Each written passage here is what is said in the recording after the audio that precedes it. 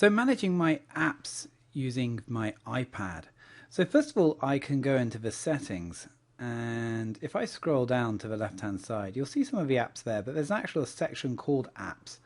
And this is where you can configure how the apps behave. So for example, on Angry Birds, which is a game, I can choose what notifications I want to have enabled and whether I want to have it sounds.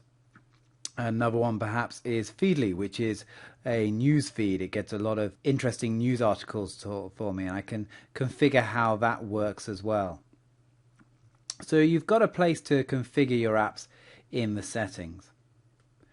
You can also configure how your apps look here on the screen. So at the moment I have my apps and I swipe and I have more apps there. But what I can do is, if for example I want one of the apps on the main screen, I could perhaps hold down on the apps until they all start waggling. And then what I can do is I can just take my finger and I can move the app around the different screens.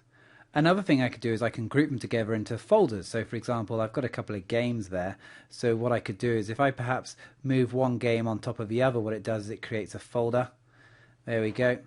And so I can rename that folder if I want just by clicking in here and call it Arcade Games.